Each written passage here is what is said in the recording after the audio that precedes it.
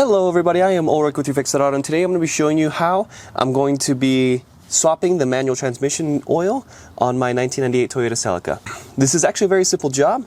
All you're going to need is the new gear oil, which you're going to have to look at your owner's manual in order to figure out what kind of fluid that you're going to use. Mine uses 75W90 gear oil, and I'll show you where I found that information. Okay. If you just look at your owner's manual and flip to the back, it'll tell you that the manual transaxle, the recommended oil viscosity is 75W90, and Redline makes a MT-90, which said it was compatible with my 1998 Toyota Celica, so this is the one that I'm going to use. All the bolts are 24 millimeters, so I actually have this 24 millimeter low profile socket, which I'll be sure to link down in the description below.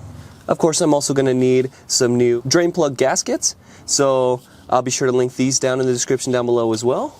And then lastly, I'm going to be using this pump, which will go into our bottles, and it'll help pump fluid into the transmission in order to make the job a lot easier. So I'll be sure to link that if you do not have one of these as well. Now, this is a job that actually has to be done between every 30,000 and 60,000 miles. And a lot of people actually forget to do this, and then this car goes like 200,000 miles with the same gear oil. That's not what we recommend.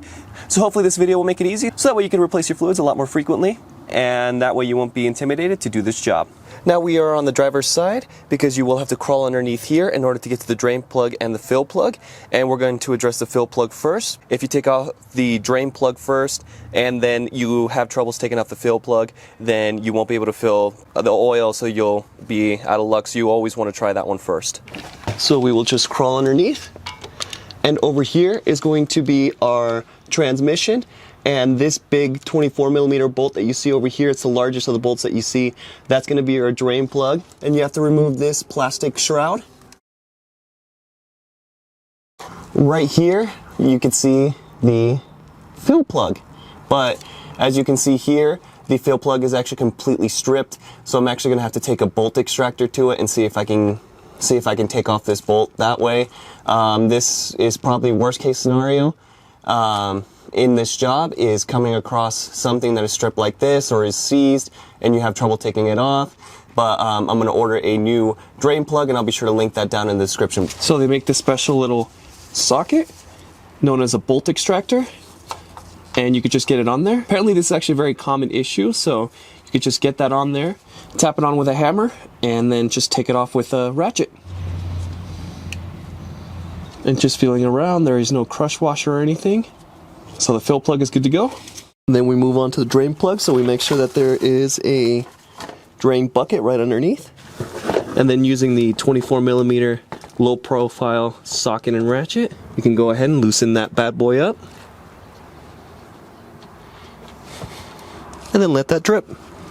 And then once it has slowed down to a very slow drip, we can put the drain plug back in. And then with the new crush washer, we just tighten this down to about 36 pound-feet, or just until it's nice and snug. Then we take our pump, get it on the bottle, feed this through, then all you have to do is just pump. And the goal is to get it to just get the oil to start seeping out of that hole.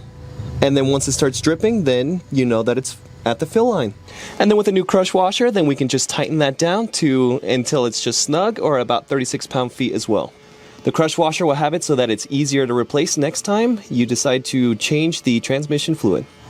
And that's all there is to it, guys. Thank you guys so much for watching. I actually ended up using just a little over 2 quarts in order to fill it up, so be sure to purchase about 3, because that's what I ended up doing. And if you did like the video, then please be sure to give it a like, subscribe, and share. And of course, I'll be sure to link down all the items that I use in this video down in the description down below. Thank you guys so much for watching.